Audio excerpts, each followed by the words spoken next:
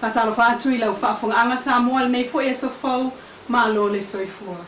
Le tautua fai pea lau Samoa Entertainment TV mai Samoa ai usi mai alfa fonga fa poponga wana tamua ia nei as. Ua maliu le tama mai le fangoli i lea na te e molianga o le tamwhai fa o le maliu i asa o alamanu. O le molianga leo whaasanga le sunga ai tawia i o asa afua mai le whaasalanga le nu whaasanga i le tō whaasa o alo.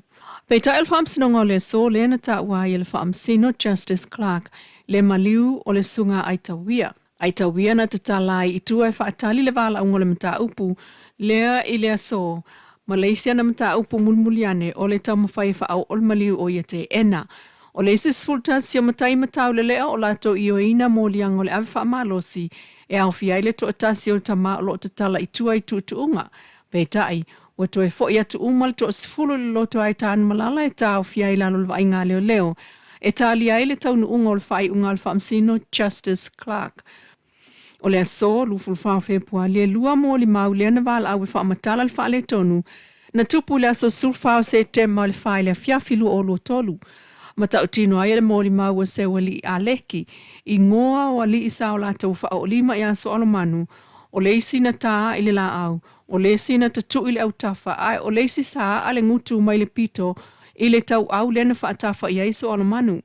Na moli mau fo i se wali e le mamao leo mukuka na iai malfalta vale na sai iai e li o ta ua ilunga so alo. Peitai o le si mole mau le li o ofisa staffa o, na ia whaafiti e le iwa ai ia li ia na ta ua se wali i ngoa, i le mea na taati ai so alo, na te le iwa ai foi o ta e seisi so alo i se la au pe ta tu i makiki. Peitai mulmuliane wa ia toi whaitau i le whaamasino lana whaamatalanga tustusia, o ia nā lua tumole maia na o lato sai iai mai ngoa o tā ua ele mōli mau o se wali i aso alo matui le amo. O le aso tolu o mate e whai ai le whai unga alfa amsinonga le vaenga lea na whungai nei le so peitai. O le vai aso le aso se fulo o mate tau ono o iai wa mawal whaasalanga alfa amsinonga wha tau mta upu. O molianga o ioi na i lato e to asfurtasi o le awa wha amalosi. Moli mawina fo i le awa iatol to whaaso alo manul wha amsinonga. I whafo mato tonu o le mauta wha amsino i le so wha atasi ai matau ainga o matai matau le lea o molia. Le aso tolu o mati e to e fo ia nei il wha amsinonga.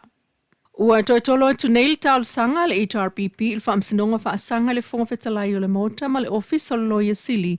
Ai o le palemia wha atau le wha awanoina o no fōl palemia le palemene. O le mta upule na wala awail wha amsinonga mawalunga e le fionga le wha amsino sili Justice Perez e le so. Asonga fua lua wha februali. Matula iai ia le sunga taula Papa Brenda mo le fonga whetalai o le loia ia Miro Louis mo le fas mo loia le ofiso le loia sili. Ai o le fionga fui mo na mo le HRPP. Peita il tal sanga le ofiso loia sili na ia tali el taunu unga o le palemene i le asolua o le vai sonai. Le wangi ai le talanoi na ai o le mta upu lea i le palota o le ai o se whatuatuanga i le palemia. E ui na sao noal taita i o le fāsil palemene taluai, e la tau te le langolongo ina se palo tau le lea i o se whaatuatuanga. Peita i o le mta upu tau whaamsinonga le tal sanga le HRPP e whaawa noal no fōl palemia le palemene, ua whautua ina i fo i le whaamsino le tu tal sanga i avatu se whaamaninonga o le la tau tal sanga. I le stofi o le vaya sonei e toi fo i tuai i le whaamsinonga, peita i o tali ai nei se taunu unga o le palemene le asolua. E whai ai lea so leo lua i whelo i ngā whai pula le mota mo le whono whala wa i tele le palemene lea so atai au. Aso lua limo februali lua lima. Ai o lea so fo e toi wala waili mta upo le HRPP mo lona taitai wha atau le palemia whonga whetalai o le mota mo le ofiso lo ia sili. O le wha solonga mta upo tau wha amsinonga o le vai aso. I le tai au lea so e ilo ai se teimia wala waili mta upo ta wailunga. Peita e manatu le tu o ngai ale malo malo lato i teita e whai e se palo to le lefa atu tua ina whaasanga. I le teita e lwang wha upu whai e le whaas. O whai tau vai aso talu o na awa e sea le tofinga taitai. O le fionga i le pale mia fia mena o mimta afa mal wang wha upu whai e le whaas. Matu sa me me ai wale ai sana wang wha upu whai wha atasi ai maisi whai pule to alima o umia tofinga minister kabineta. Banga na aile to aluas fluiva lo alo ia peo la to swafa ilungo le lisi o to tino o le vang fa upfai al fa to le to Samoa utasi. Peita i o lo tu maula fo il fina o le taita i o le fas.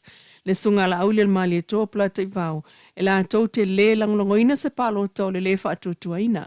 Ai sei whaatali le aso lua le vai aso nei, po le ale wingo le palota o le ai se whaatutuanga mai le itua ngai, po le malo, po le pale mia o lo o whaatatau iai. Ai le o iai se mana o ngau le wha se toi whai se whai ngā palota I le nei taimi, e le ngata o le alua I o tupe, ai wale o toi mamau fo I le palota tele le tausanga fau. O le so le pre-sitting, a le pale mene e tapenai lana polkalame mo le pale mene a tai au. O le fono le al pale mene tai au na whai a wha apitoa lava, mo le tala noino le tula fono teu teu whai ngā palota. Inisi o tala tuli loa e to valu whanau na malanga atu I ngā luenga whaawai teimi Australia o le ato e tipoti mai I Samoa. O le to valu ai leo nisi o whanau na malanga atu I ngā luenga whaawai teimi ma sosola ese. Mai la tau wapitanga ma whale whai ngā luenga na avatu la to I Australia. Ai a ngā I o la to a inga ma tangata e masani ai.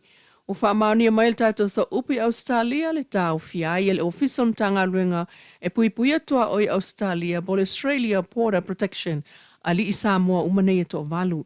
O alo nei, o Samoa lo o tāu whiai le nofuanga nofo vava aia Immigration Detention Center o umau la tau visa whaatanga I Australia o overstayer. Mai ua soli ai le tula fono pepa fumlanga I ngal malo ina ua maua leo mua. O le aveina leo sa taavale wa umale le stala, le aise le sene, e tu sa matula fono le stete na te aveina ai le taavale lungo o wala o le malo, tolu o mauinfuala au wha saina, I to tono le taavale na aveina, wha, o pasi maleli miti whatanga, o se na tangofia ava malosi, ma wha mao ni ai le ave o nao se le taavale. E to tolu o lo o wha solo pea tau o manga o wha msinonga e tu sam sol tula fono tau taavale. Ai o le toa lima o vaso na tatau ai o na whaatanga I tonu Australia o le ato e whaafo I mai I Samoa nei. Mai tātou sa upu e lima tau sanga e le to e tali ai tonu Australia ali I nei.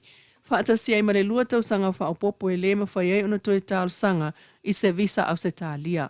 O lo otua ia le lo ia o tu lai mo mta upul wha msinonga le lape o le whaatino ina o polkalame o ngā luenga wha vai teimi. Mare le ai o se fua whaatau malosi, control measures, I le vā o whainga whapaanga Australia ma Samoa I la lo polkalama o ngā luenga wha vai teimi. E vave toi whaafo I mai ai I Samoa stangata o sola ese mai lunga polkalama o ngā luenga wha vai teimi. Whaeloa le sa upu I Australia e leo whaititi a lava le tele o a fianga wha soli tu la fono. Inisi o alama whanau a Samoa e malangatu I ngā luenga wha vai teimi e tua I ai pea le whaanga o inga, ma le filifilia le lei ai o nei whanau ina ia o fiatu ma le ami o pulea le lei, wha alo ma Leilua o na matau I tu la fono I tu tono le atunuu. E ui o wha leo ngā ina lapta inga o timunga mamafa, wha pea lolonga, ai o ngā sami, ai o wha pena fo en wha leo ngā whautuanga o savili manolosi. O le fta ia ingo wha atupla I o savili ma timunga o vasa Pasifika I saute, wha atasiai ma savili manolosi wha pea wila ma whaitili, lea o lo oanga I ese atu I saute o Samoa, maafuai swinga maalie o le tau. E pe ona iai le vavea ona leila. Pe tae lo whaatupla ia pea matangi o le wha Tropical Ray. Lewa na vai ngā lua I lunga ne o fiti sa sae o sikopia. Maa ngā ifo le lau krupu I fiti lava le vaveao. Mai ono o atu ina avea maa wha malosi. I se taimi o le aso I fiti. Malapata iai vai ngā o fiti a o fiai moala group vanua levu. Ma ua tapu ni ai fo ia onga I nā vai ngā o fiti. Ai walapta ia fo I niwa au fo ua. Ma niwa taputapu wha pia vavau ma apai I matangi malolosi. Wanga I atu I tonga. Ai o mata I tuina ai fo ia le ofisa wa ai tau I Australia I sia whae lua. I vai ngā I sifo le tunuu. E iai Alfred le Coral Sea ma le Pianka. Ai mo Samoa nei lo ma ale pia winga o le tau. Ma au susu o le to e lau po savili mai matu.